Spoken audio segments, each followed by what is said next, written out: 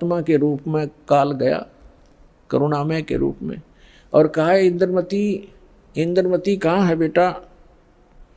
अब इंद्रमती ने देखा गुरुजी आगे, लेकिन वो बात उसके हृदय में गड़ रही थी। गुरुजी ने ये भी बात कही थी, तो उन्होंने प्रथम मंत्र सिमरण कर दिया।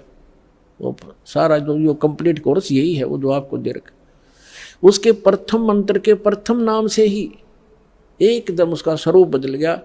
और ऐसी विकराल चेहरा, लंबे दांत और मोटी मोटी आंख, बेहुद्दी सी विकराल सी शरीर दिखाई दिया। तब उस काल ने देखा कि तेरा तो इसने आवरण तार दिया। न बोला अब तब बचगी तू, तेरे पास मंत्र जबरदस्त है, तुझे फिर देखूंगा। अब रानी का जान बची लाखों पाए और गुरु जी के 100 शुक्र मनाए। अपने नौकरों को बताती है, काल आया था, आज मेरी मृत्यु होनी थी, मैंने जो गुरुजी बनाए हैं मेरी उम्र बढ़ा दी।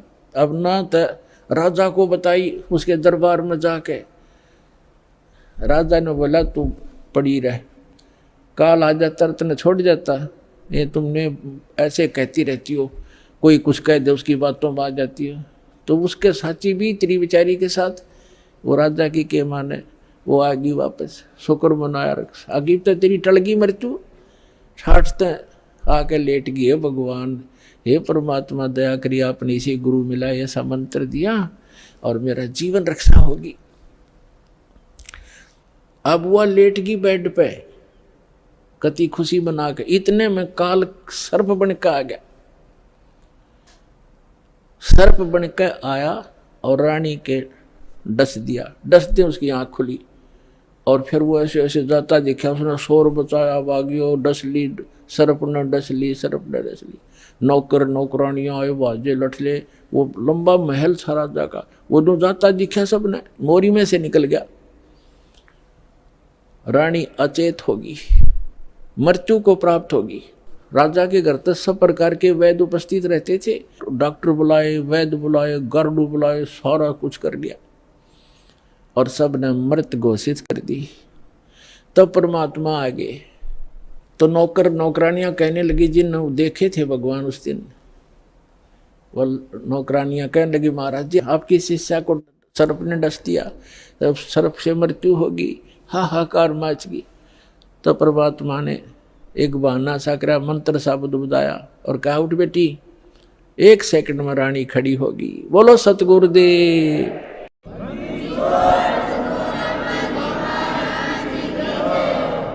धन धन सतगुरु सत कबीर, भगत की पीड़ मिटाने वाले। धन धन सत कबीर, भगत की पीड़ मिटाने वाले, भक्त की पीड़ मिटाने वाले, भक्त की वाले। धन धन सतगुरु सत कबीर, भक्त की रहे नल नील यतन कर हार, तब सतगुरु से करी पुकार। रहे नल नील यतन कर हार, तब सतगुरु से करी पुकार। जा सतरेखा लिखी अपार, सिंधु पे सिलाते रहने वाले। जा सतरेखा लिखी अपार, सिंधु पे सिलाते रहने वाले। धन धन सतगुरु सत कबीर, भक्त की पीड़ मिटाने वाले, भक्त की पीड़ मिटाने वाले, भक्त की। धन धन सतगुरु सत कबीर, भक्त की।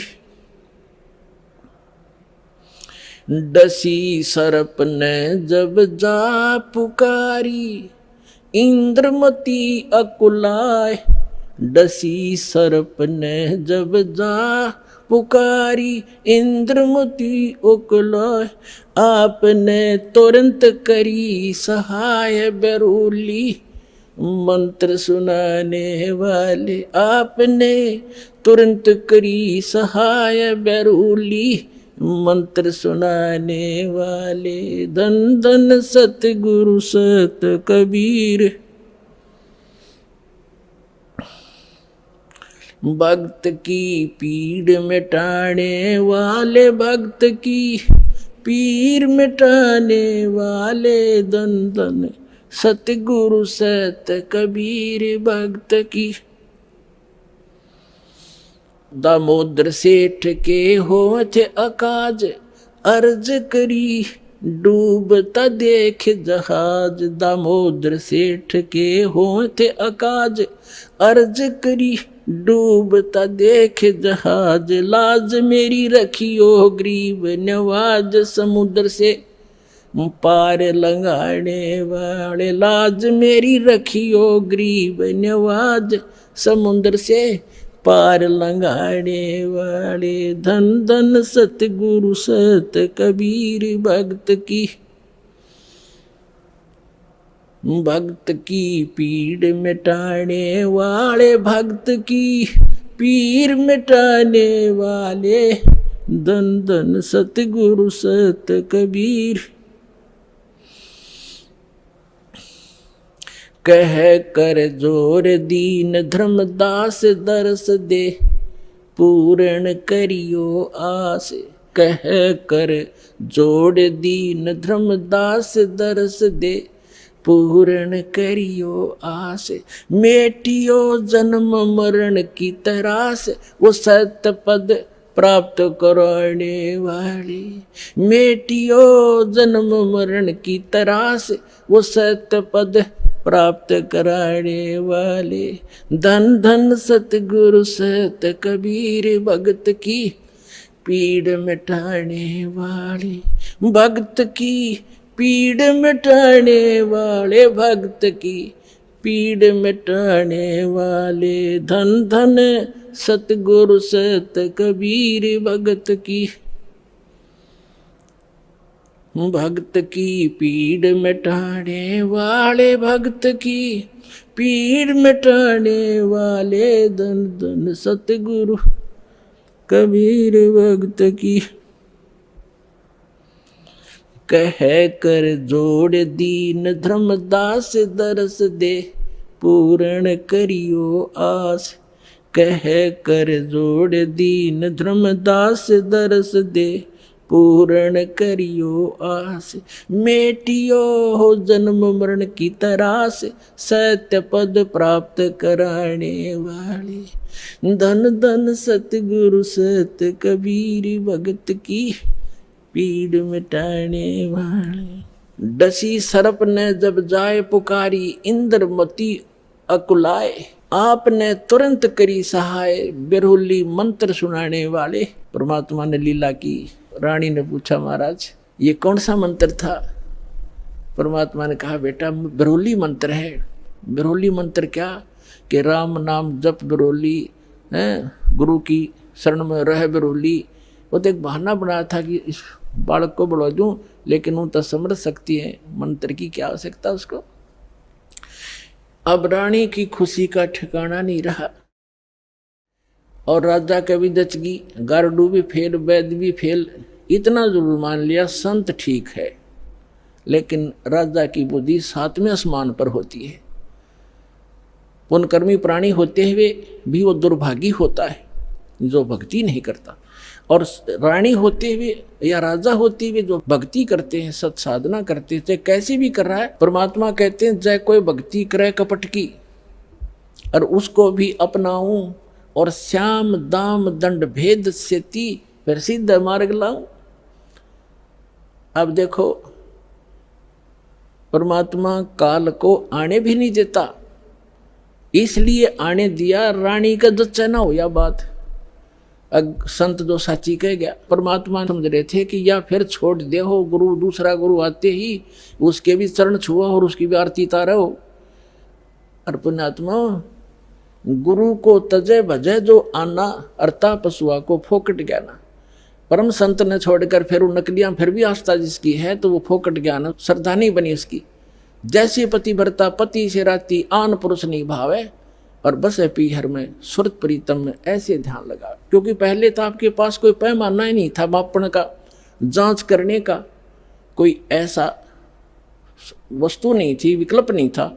अब दास आपको पहले संत को जांचने के पैमाने देता है कि इससे नाप के देख लियो जिसके पास ये ज्ञान है। जैसे धर्मदास जी भी पहले ऐसी दूसरी साधना करता था। जब परमात्मा ने उसको सच्चा ज्ञान सुना, वो फिर भी बुद्धि भ्रष्ट हो गई थी बीच में, तो फिर परमात्मा मिले नहीं थे। तो उसने सोचा साधु संत के रूप में मिले थे, कोई भी संत मिलता धर्मदास उसके पास जाता और जाते ही कहता महाराज जी ठीक सो, कहाँ आजा बच्चा, ठीक है। तो उसने पूछा जी वो क्या प्रश्न करता था कि ब्रह्मा विष्णु महेश के माता पिता कौन है? तो वो कहता था अरे ये तो अजरो अमर है, सर्वेश्वर है, ये कहाँ से बात उठा लिया? तो तभी उठकर चल पड़ता था कि ना ये संत नहीं है। तो उसके पास एक पैमाना था उनको जांचने का। और जब उसने परमात्मा मिले दोबारा, फिर वो तो पूरा काम उनका होना ही था। तो पहले तो आपके पास कोई ऐसा था नहीं मेजरमेंट टेप जिससे आप उसको नाप सकते थे, तोल सकते थे, जांच सकते थे। और जब पूर्ण संत मिल जाए फिर भी उन्हीं वास्ता है, वो तो जीवन नाशक है आपके। हाँ, उनको समझाने की चेष्टा करो गुरुजी। पहले जो गुरुजी थे कि भक्त महाराज जी आदर से बोलो, आप गलत दिशा पर जा रहे हो, इन प्रश्नों का उत्तर तो आप दो, और ताजा मेरे साथ अपना नाम लो, कल्याण कराओ। इतना यारी है उनके साथ, उससे आगे दोस्ती मत रखना। परमात्मा इस काल को नहीं आने देते किसी रूप में, उस घर में झांक भी नहीं सकता काल। तो दाता ने इसलिए छोड़ा था कि अपना कर लेगा काम। इस व्यक्ति का भी यकीन हो जाएगा, नया जीवन फिर नाश कर देगी, बीच में डूब देगी सारी कहानी ने। तो उसके बाद ऐसा दृढ़ विश्वास हुआ उस लड़की के, और परमात्मा बिना कुछ भी दिखाई नहीं दे। ना राजा मना करे फिर, इसका तो जीवन दान मिल गया मेरी रानी का इस संत से। परमात्मा आते जाते रहे घर पे, ज्ञान सुनाते, भोजन करके उसको उद्धार करते, उसका धर्म बनवाते। तो एक दिन रानी ने कहा कि महाराज मेरे पति को भी समझा दो। अच्छा बेटा बुला ले उसको। राजा बुला लिया।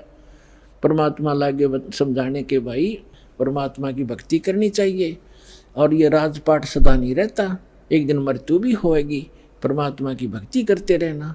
तो राजा क्या कहता है, महाराज जी देखो मैंने तो पार्टी अटेंड करनी पड़ती है, क्यों घुटी छुट्टी लानी पड़ती है, और मेरे पास समय नहीं है। लेकिन मैं आपकी चेली ने मना नहीं करता, कितना या दान करो और कितना सत्संग करवा लो, मेरे बस की बात नहीं है भक्ति करना। परमात्मा ने समझा देखो राज भी करो भक्ति भी करो। भक्ति में क्या लगता है, आप पार्टियों में जाते हो, शराब मत पियो।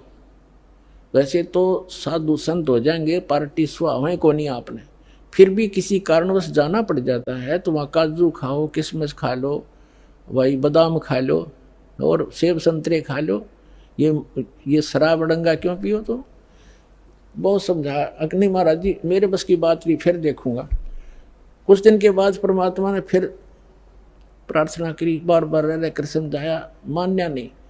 लास्ट में ये कह दिया कि महाराज जी देख मुझे ना कहा करो आप, और आपकी चेली ने मैं मना नहीं करता, तो सारे खजाने लुटा दे, और मैं कति बाधक नहीं बनता इसके बीच, मेरे बस की बात नहीं। तो परमात्मा कहते कबीर पिछले पाप से हरि चर्चा ना सुहावे, और कह ऊँगे कह उठ चले ना और बात चलावे। तुलसी पिछले पाप ते हरि चर्चा ना भावे, जैसे जबर के बेग ते भाई भूख पैदा हो जा।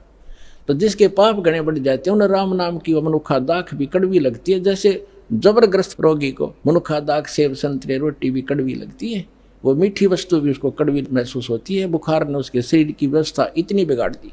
इसी प्रकार पाप कर्मों से ग्रस्त प्राणी इस परमात्मा की मनुखा दाख सेब को खा नहीं सकता। उसके लिए तरीका है, जैसे कुनीन होती है मलेरिया का नाश करने के लिए, और कुनीन भी कड़वी, बुखार को सेट करने के लिए जिससे कड़वी वस्तु लग, उसके लिए कड़वा ही खाना पड़ेगा, न चाहते हुए फांकी मारनी पड़ेगी, और उस कड़वी दवाई खाने से रोग नाश हो जाएगा, फिर वो मीठी लगने लग जाएंगी। इसी प्रकार ये सत साधना भगवान की कथा ना चाहते हुए सुनते रहना चाहिए, फिर वो रोग नाश हो जाएगा। कुछ पाप ऐसे होते हैं जो परमात्मा के सच्ची ज्ञान के सच्चे वचन से, परम संत के वचन से, मुख से बोले हुए वचन से वो शीघ्र नाश हो जाते हैं, और फिर वो भूख जागृत हो जाती है भगवान की कथा की। ऐसे बहुत से व्यक्ति हैं, शुरू शुरू में वो सुनते भी नहीं थे, अब आज 500 किलोमीटर से चलकर और 10वें दिन यहाँ आ जाते। अब उनका पाप कर्म का बुखार उतर गया। अब परमात्मा ने कहा था कि बेटी आज तू 40 वर्ष की थी जब तेरी डेथ होनी थी। उसने कहा जी हाँ बिल्कुल ठीक 40 वर्ष की थी जिस दिन मेरे को सांप लड़ा, सर्प डसा। और अब मैं चाहूँगा जब मरेगी तू, काल नहीं मार सकता तुझे। अब वो रानी होगी 80-82 वर्ष की। वो 1-2 बार उसने खुद भी कहा महाराज अब मुझे तो भेज दो सतलोक, सारा काम हो लिया। परमात्मा बोले बेटी देख ले कोई पोता पोती में आस्था तो नहीं है तेरी, कार कोठी में, घोड़े कोठी में दैया आस्था रहेगी ना ऊपर, यहाँ तो तू फॉर्मलिटी करेगी और ऊपर जाकर तो कति तेरी बार दिखाई देगी शीशे की तरह, फिर वो वापस पटकनी पड़ेगी। मैंने अगना जी आप तो अंतर्यामी हो, मेरे कोई मन में नहीं है, मैं तो कति फारे गोरी हूँ, अपने ज्ञान ऐसा दे दिया, मृत्यु तो होनी ही है, चलते हाथ पाँव हो जाओ और अच्छा है। तो जब वो 80-82 वर्ष की होगी तो परमात्मा ने कहा कि ले चल इंद्रमती सतलोक चलते हैं। चलो जी। अब परमात्मा अकेले आए थे और किसी को नहीं दिखाई दे रहे थे और इंदुमती को दिख रहे थे, वो चलेगी। औरों के देखने लगे रानी मर गई, क्या हो गया, पेरानी हार्ट फेल हो गया, कुछ भी कहते रहो, वह गई अपन उसको पता भी नहीं तो मरी है। तो मान सरोवर है ऊपर एक, यहाँ पर मान सरोवर है, उस मान सरोवर पर जाकर कुछ दिन के लिए इस जीव को वहाँ रखा जाता है। वहाँ रखने के बाद फिर इसकी भावना देखी जाती है ये अभी कितनी और कमज़ोर है। तो वहाँ जब मान सरोवर पर जा लिए उसमें स्नान कराया जाता है, कुछ आवरण जो गंध है हमारे आत्मा के मैल वहाँ परमात्मा के मंत्रित जल से भी ठीक होते हैं। तो बाहर आकर बैठगी रानी स्नान करके और परमात्मा ने पूछा बेटा अब फिर देख ले कोई आस्था तेरे नीचे के लोक में तो नहीं किसी की, तेरी संपत्ति में। तो उसके मन में एक बात खटकेगी कि हे महाराज आपके ज्ञान से मुझे तो बहुत कुछ जानकारी होगी, लेकिन संसार की दृष्टि में जो मेरा पति है, अब तो मुझे अपने ओरिजिनल पति का पता लग गया, परम अक्षर ब्रह्म वो हमारा पति है। लेकिन शरीर का जो पति है वो बहुत बड़ी आदमी था, लेकिन उसकी नालायक की है मालिक, उसने भजन नहीं किया। लेकिन आज जो मुझे उपलब्धि हुई है उसमें उसका बहुत बड़ा सहयोग है मेरे पति का। उसने मुझे मना नहीं किया, यदि वो मुझे मना करता तो पत्नी तो अपने पति के विवश होती हैं, वो आपको भी प्रवेश नहीं करने देता समर्थ था और मुझे भी भक्ति से वंचित करा देता। उस देवता ने कोई बाधा नहीं करी। यदि उसका कोई क्रेडिट बना हो इस काम का तो मेरी प्रार्थना है भगवान उसको भी शरण में लेना। पुण्यात्मा परमात्मा जान गए कि यह भी कमजोरी ये है। जैसे कल बताया था एक वृद्ध व्यक्ति डॉक्टर के पास चला गया, कमजोर सा होता ही है वृद्ध, मांस खत्म अस्थि पंजर शेष। डॉक्टर से कहने लगा डॉक्टर जी मेरी पिंडी भड़के हैं, पिंडियों में दर्द होता है पिंडलियों में। डॉक्टर ने देख लिया अब दूर रहते हैं कमजोर वीकनेस के कारण है कि कमजोरी है बाबा। फिर कहने लगा जी मेरी सांथल भी दर्द करती है। डॉक्टर बोला कमजोरी है बाबा। मेरे सिर में दर्द रहता है डॉक्टर जी। डॉक्टर बोला जी कमजोरी है। फिर बोला मैं खड़ा होता हूँ चक्कर सा आता है। डॉक्टर बोला कमजोरी है। वो वृद्ध गुस्सा हो गया ने बोला तू डॉक्टर है गम चक्कर एक के बाद जाना है कमजोरी कमजोरी कुछ और भी बतावेगा। तो डॉक्टर बोला यह भी कमजोरी है क्योंकि कमजोर आदमी ने गुस्सा आया करे, ये भी ड्यू टू कमजोरी है, वीकनेस है। तो पुण्यात्मा परमात्मा जानेंगे अज्ञा भी कमजोरी है जो या बोल रही है उसके प्रति इसका लगाव शेष है या आप भी डूबेगी।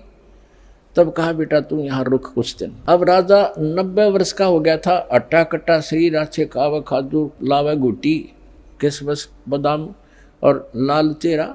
अब ने सोचा था 100-125 वर्ष तो जिया ही करें न खूब। अब राजा आया, चौक में आया बाहर से घूम के, 90 वर्ष की उम्र होगी थी। और आते ही नीचे उतरा घोड़े से, नौकर आसपास खड़े, अंगरक्षक साथ से बाहर से आए थे और पलंग तक भी नहीं पहुंचा, गद गिरा और टट्टी पेशाब निकल गई, यम के दूत खड़े दिखाई दे, जबान बंद होगी, उसका टाइम आ गया, सेकंड भी नहीं दे, एक सांस भी नहीं दे काल तो, और खींच खींच कर सांस लग गया, टट्टी पेशाब निकल गई, नू आँखें फट गई। वैद्य बुद्धों ने अपनी सारी जंतर मंतर कर लिए, सारी दवाई दे दी, फिर वो समझ गए कि अब इसका अंत समय है। तब परमात्मा ने कहा कि देख बेटी उस अफलातून की क्या हालत हो रही है, देखो यम के दूत खड़े चारों तरफ और उसको कैसे डरा रहे हैं, उसकी जुबान बंद कर रखी है उन्होंने, अब ये बोल नहीं पा रहा, और धरती तोलता फिरे था, कहे कि नहीं मानने था। तब रानी बोली देख लो जी मैं क्या बताऊँ आपने, उसने मेरी मदद बहुत कर रखी है। परमात्मा समझ गए कहाँ या के कहना चाहो है, तो कहने लगा बेटी मैं जाता हूँ। तो परमात्मा आकर प्रकट हो गए वहाँ उनके चौक में। कबीर साहब के आते ही यम के दूत ने गए एकदम गायब हो गए, राजा होश में आ गया और उसने सामने परमात्मा खड़े दिखाई दिए, चरणों में पड़ गए, और वो यम के दूत आकाश में दिखे, वो नो देखकर कभी भगवान की तरफ देखे। परमात्मा बोले भाई आज तेरा एंड आ गया था चंद्र विजय, तेरा सांस शेष नहीं था। ने बोला जी सही बात है। तो परमात्मा बोले अब क्या चाहिए तुझे, अगर जी मैंने भक्ति दे दो, भक्ति दे दो, भक्ति करूँगा। तो अपने आत्मा अब आँख खुला आदमी की जब पक्की यकीन हो जाए कहाँ टिकट कटेगी, तब भगवान दिखाई देता है। कहते हैं दुख में सुमन सब करे, सुख में करे ना कोई, और जय सुख में सुमन कर ले दुख क्यों होए। तब परमात्मा बोले 2 साल दूंगा तेरे को, और 2 वर्ष में जो भक्ति कर लेगा तो ठीक से, ना तो फिर तेरी बिरान मिट्टी हो जाएगी। दे के बच्चों ने राजपाठ और बैठ गया माला लेके। 2 साल के अंदर सारी कसर काट ली। कहते हैं जीवन तो थोड़ा ही बला जो सत सुमरण हो, और लाख वर्ष का जीवन लिख रहनी को। तो इस प्रकार उन दोनों प्राणियों का मोक्ष किया उस कबीर भगवान ने। बोलो सतगुरुदेव की।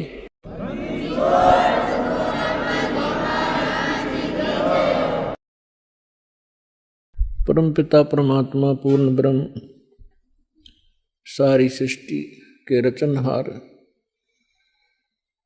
सारी सृष्टि के मालिक, कुल धनी कुल के मालिक कबीर परमेश्वर जी की असीम रजा से आप सभी पुण्यात्माएं परमेश्वर की महिमा सुनने के लिए उपस्थित हुए। आपका सौभाग्य है, आपको ऐसे समय में मानुष शरीर प्राप्त है, और उससे भी अच्छी किस्मत आपकी है कि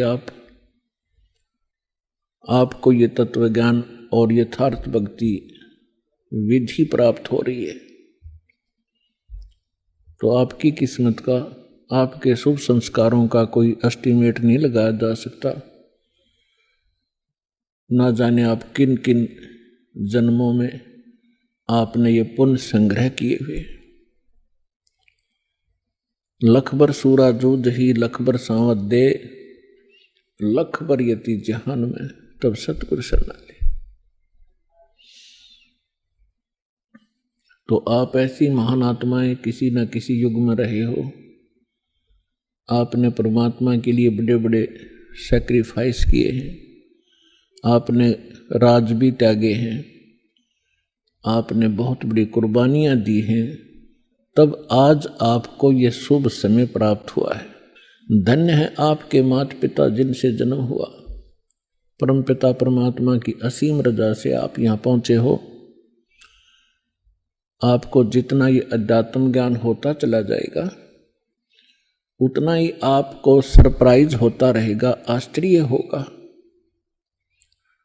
कि सचमुच सहज में भगवान मिल गए, सहज में वो ज्ञान मिल गया जिसको ऋषि महर्षि नहीं प्राप्त कर सके। ब्रह्मा विष्णु महेश को भी वो ज्ञान प्राप्त नहीं हुआ जो आज आपको भगवान ने प्राप्त करा दिया, और सहज में करा दिया। अब जो कमी रहेगी तो आपकी रहेगी। तो इसके विषय में परमात्मा कहते हैं स्वयं ही कि समझा है तो सिर दर पाओ, और बहुर नीरे ऐसा दाओ। यदि आपको ये ज्ञान समझ में आ गया कि हम कहाँ रह रहे हैं और किस उद्देश्य से हम जी रहे हैं, और हमने करना क्या चाहिए था, हम कर क्या रहे हैं, तो अब सिर पे पैर रख लो सिर पे पैर रखना, बहुत तेज दौड़ना किसी आपातकाल स्थिति में, कहीं कहीं पैर टिका कर व्यक्ति के। तो अब आपको ऐसा समय मिला है कि इस समय रहते रहते आप अपना कर्म बना गए तो मोक्ष प्राप्त हो जाएगा, सदा के लिए झंझट मिट जाएगा। आप इस लोक में रह रहे हो, आपके बच्चे आपको कितने प्रिय हैं, आपके माता पिता आपको कितने प्रिय हैं, आपके पति पत्नी भाई बहन आपको कितने प्रिय हैं। आजीवन आप जिस संपत्ति को संग्रह करने में लगाते हो आपको कितनी प्रिय है, उसके लिए ना जाने कितने झगड़े कर देते हैं, लड़ाई कर लेते हैं, मुकदमे कर देते हैं। तो ये कितनी अच्छी वस्तु है जिसको आप इतना लगाव रखते हो, तो और फिर ये तुरंत छोड़ देनी पड़ती है, मृत्यु हो जाती है। ये क्या कारण है? जब आपका ये कारण समझ में आओगा तब आपकी रुचि बनेगी परमात्मा के पाने में और सतलोक जाने की। अन्यथा ठीक है, जैसा करोगे अन्य कहीं आपको ऐसा स्थान नहीं मिलेगा जहां आपकी भक्ति शास्त्र अनुकूल हो। और शास्त्र अनुकूल साधना करने से आपके इतने शुभ संस्कार बन जाएंगे, यदि पार नहीं हुए तो आप ना जाने कितनी बार तो देवता बनोगे इस भक्ति से। इतनी महत्वपूर्ण भक्ति है, इतनी कीमती है, इसकी इतनी वैल्यू है। और ना जाने कितनी बार पृथ्वी के राजा भी बन जाओगे अपने ही पुण्य कर्मों से। और फिर उससे भी अधिक आप फिर कुत्ते गधे सुअर भी बनोगे। तो इस झंझट से छूटने का, इससे छुटकारा पाने का अब समय आ गया है। अब इसको चूकना नहीं है।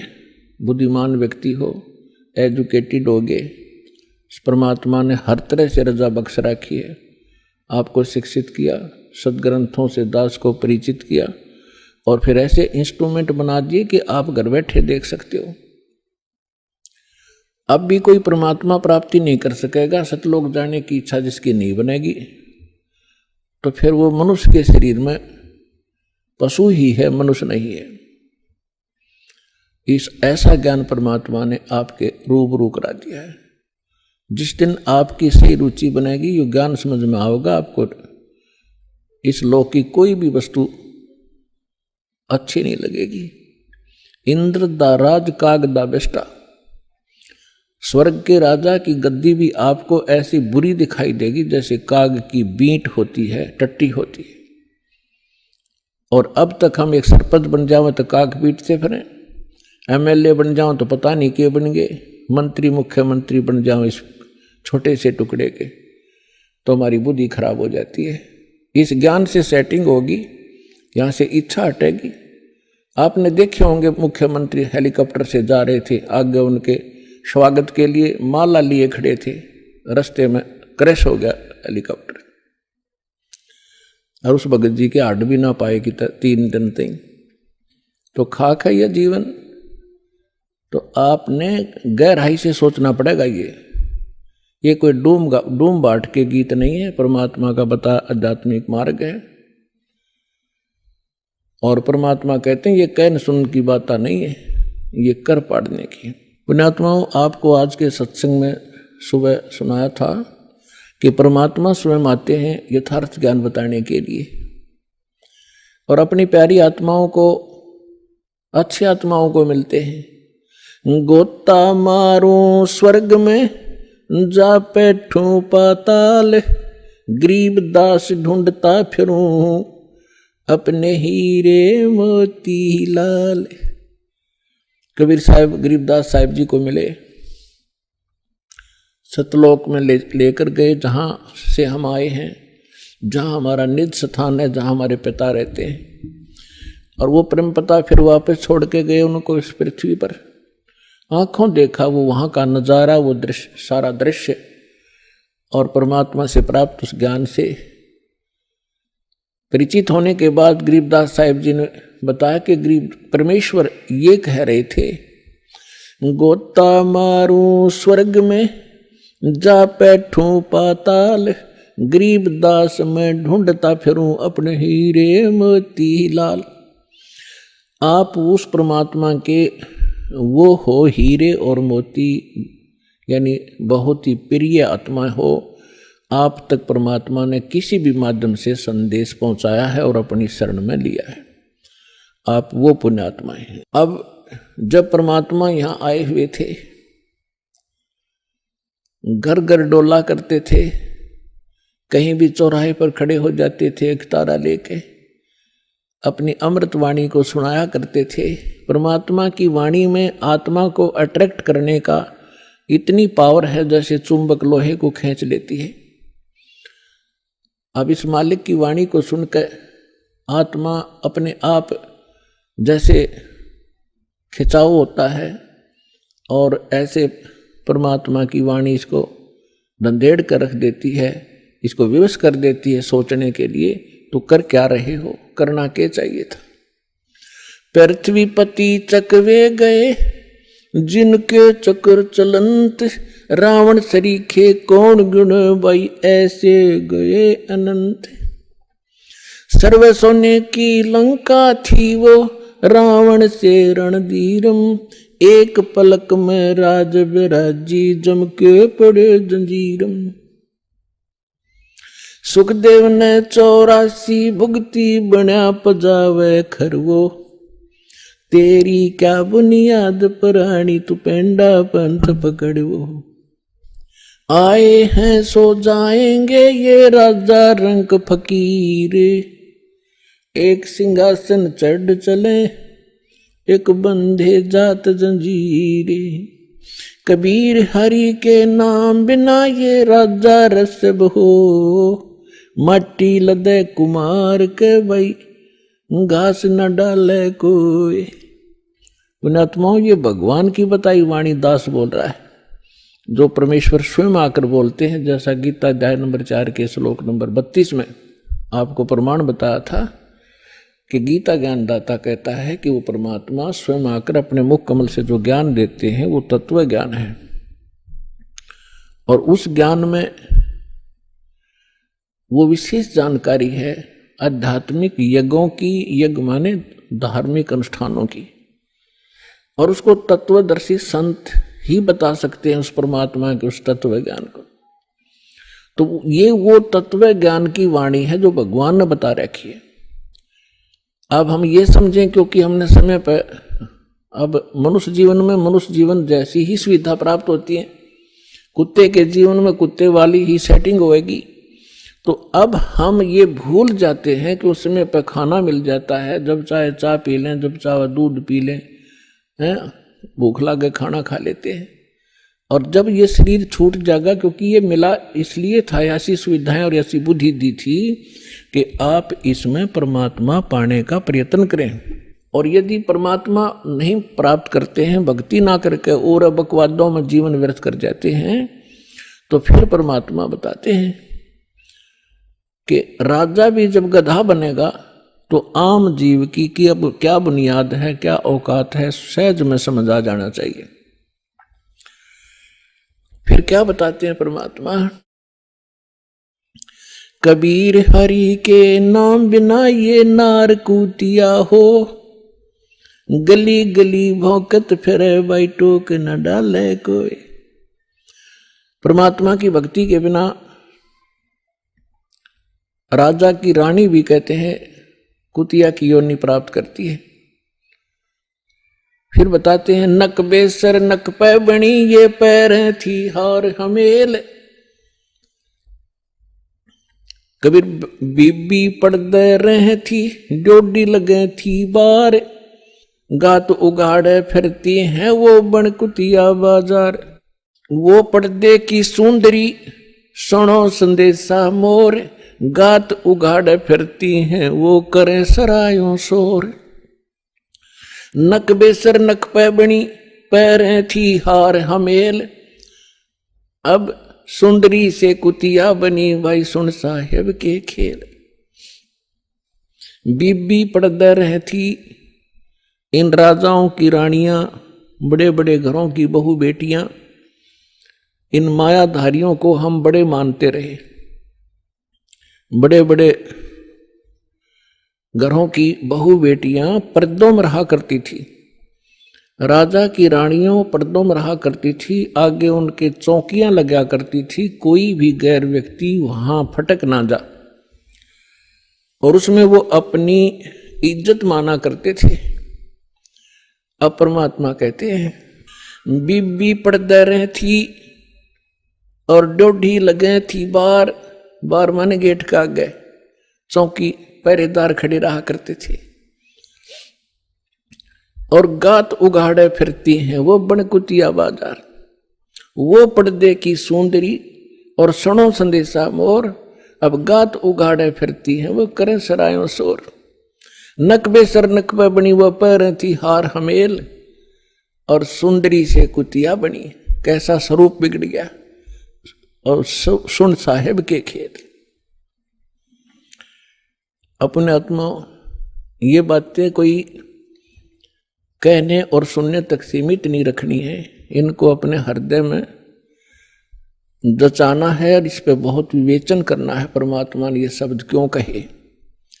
विचारणीय विषय है कि जो बड़े घरों की बेटियां बहुएं, उनको घर से बाहर जाना अलाउड नहीं था, उनकी इज्जत का नाश हुआ था, और जिस कारण से वो सत्संग और संत के विचारों से वंचित रही।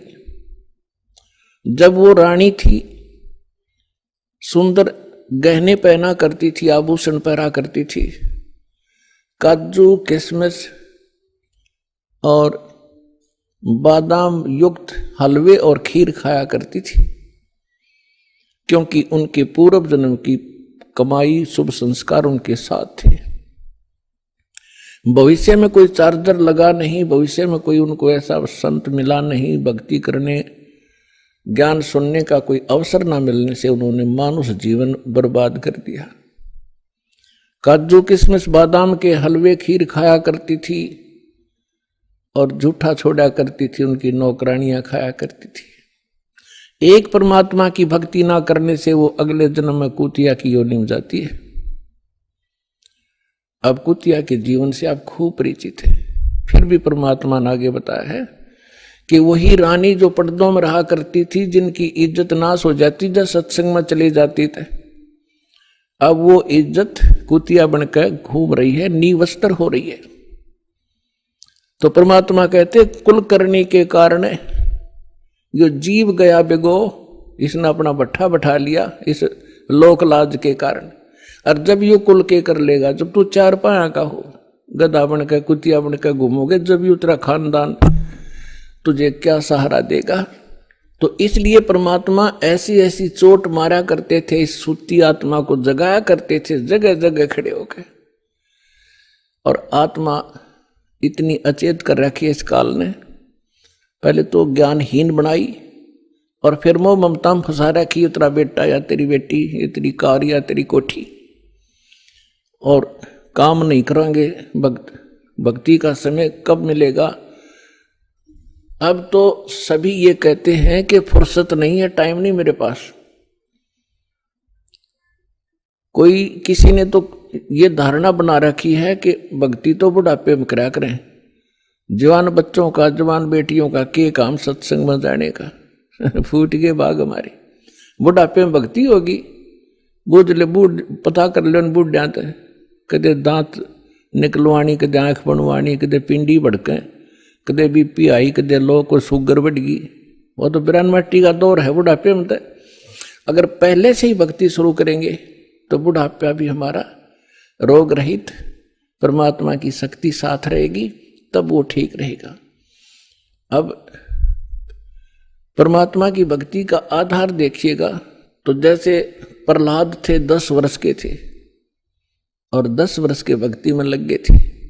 ध्रुव 5 वर्ष के ही थे और परमात्मा के इस तत्व ज्ञान के अंदर सूक्ष्म वेद में बताया है कि 3 वर्ष के बालक को परमात्मा का मंत्र प्रथम मिल जाना चाहिए।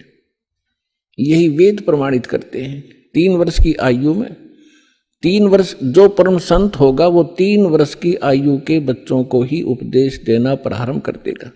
और यदि हम इस इंतजार में रहेंगे, बुढ़े होकर वृद्ध होकर के भक्ति करेंगे, बच्चों से फारिग हो लें और मृत्यु हो जाए 20 साल की उम्र में, प्रारब्ध इतना ही हो, फिर कहाँ करेंगे। तो बचपन से ही मालिक का सहारा मिल जाएगा तो हमारी एज भी एक्सटेंड होएगी, आयु भी बढ़ेगी, साथ देगा भगवान, पाप से बचेंगे, भक्ति संग्रह होगी, 100 हमारी मुसीबतें टलेंगी। तो यहाँ परमात्मा बताना चाहते हैं कि अभी तक हमें तत्व ज्ञान ना मिलने से हम लोकवेद, दंत कथा और अपने अनुसार ही सब ज्ञान विचार व्यक्त किया करते थे जो व्यर्थ थे। तो परमात्मा ने जगह जगह जाकर के ये ज्ञान दिया। 64 लाख परमेश्वर के शिष्य हो गए थे, 64 लाख। आज तो पुण्यात्माओं एक चैनल से टीवी चलता है, प्रोग्राम चलता है तो करोड़ों व्यक्ति घर बैठे देख सकते हैं, करोड़ों टीवी लगवा दिए दाता ने। पहले परमेश्वर ने अपनी आध्यात्मिक पावर का प्रयोग किया, आज वो नहीं हो सकता क्योंकि परमात्मा हर एक काम को एक सीक्रेसी के हिसाब से करते हैं। यदि आज परमात्मा वो लीला करते, आज तो सबके पास मोबाइल है, 1 सेकंड में बता दे गुरुजी वहाँ थे, गुरुजी ने वहाँ सत्संग किया, वहाँ मिले, तो एक लोग उसको फिर दूसरे ढंग से ले जाते कि वो तो जादूगर है और फिर परमात्मा को ग्रहण नहीं करते। तो आज परमात्मा ने वैज्ञानिक तरीके से ही अपना ज्ञान अपने बच्चों तक पहुंचाया है। अब परमात्मा घर घर जाया करते थे, सत्संग किया करते थे और परमेश्वर की शरण में आने से वो दुखी प्राणी सुखी हुआ करते थे। एक ब्राह्मण परिवार था, उसके 2 लड़के 2 लड़कियां थी और चारों बच्चे मेंटली डिस्टर्ब, पत्नी को भी प्रेत बाधा और उनके उपचार के लिए बहुत पैसा व्यर्थ हुआ और कंगाल हो गया, निर्धन हो गया। रिलेटिव्स भी, उस नाती भी, रिश्तेदार भी उससे नफरत करने लगे। और उन्होंने एक रामानंद नाम के, स्वामी रामानंद जी काशी के एक प्रसिद्ध संत थे, उनसे भी दीक्षा ली और उनसे भी ट्रीटमेंट, अपना समाधान चाहा। उसी समय परमेश्वर आए हुए थे, एक शिशु रूप धारण करके प्रकट हुए थे। काशी शहर के लहर तारा नामक एक सरोवर के ऊपर कमल के फूल पर अपने सतलोक से आकर बालक रूप धारण किया था। नीरू और नीमा नाम के 2 निसंतान पति पत्नी थे, वो परमात्मा को घर ले गए थे। वहां उनकी परवरिश कुंवारी गाय के दूध से हुई थी। धीरे धीरे बड़े हुए तो वो वही व्यवसाय जो नीरू किया करता था, जुलाहे का काम करने लगे और साथ में अपना जिस उद्देश्य को लेकर आए थे वो प्रचार भी किया करते थे।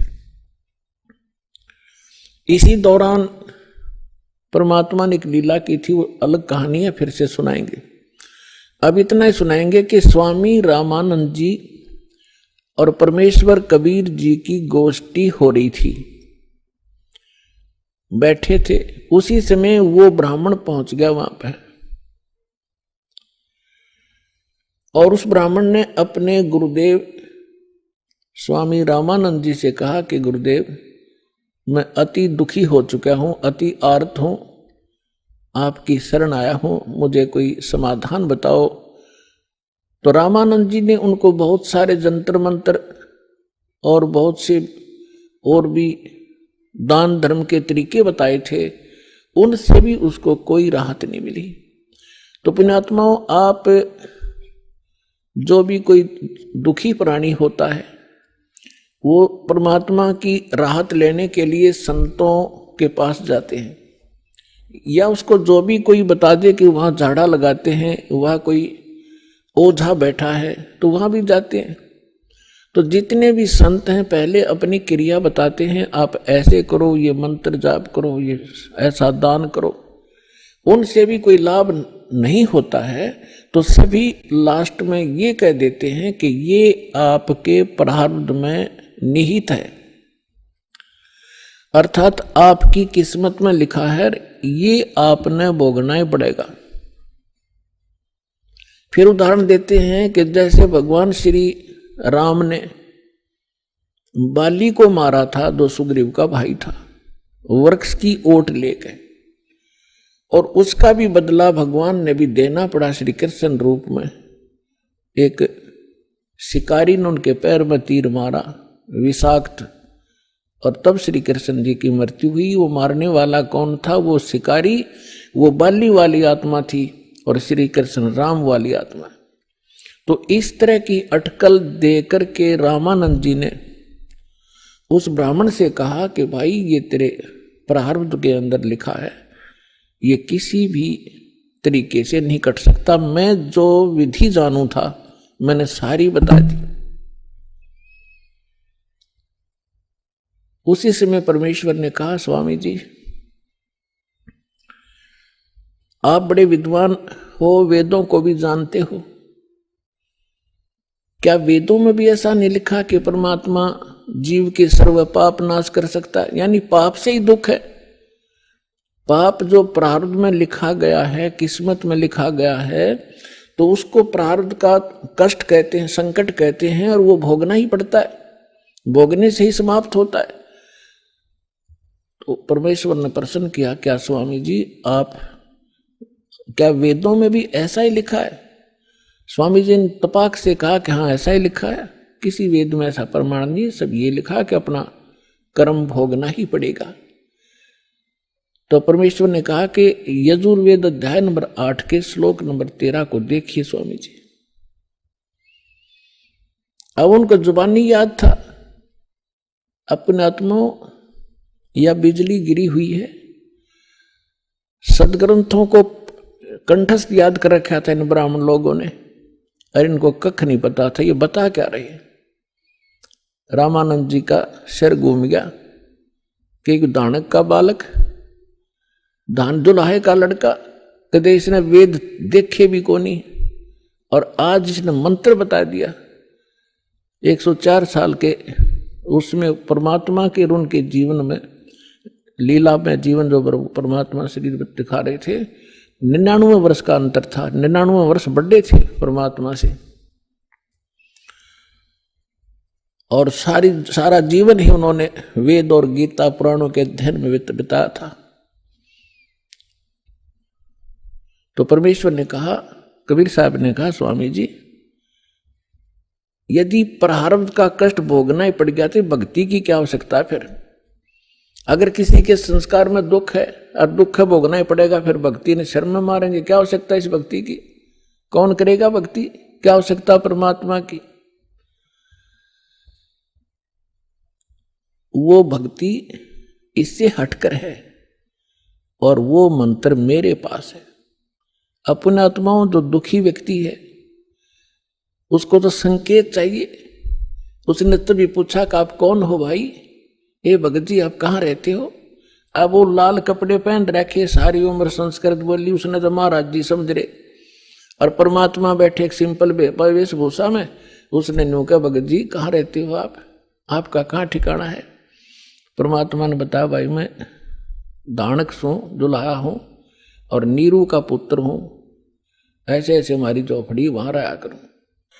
अब परमात्मा ने ये बताना इसलिए अनिवार्य समझा कि जैसे न भगवान चाहिएगा तो आ जाएगा, और जब ब्राह्मण पने में होगा, क्यों उसमें छुआ छात बहुत गणी थी।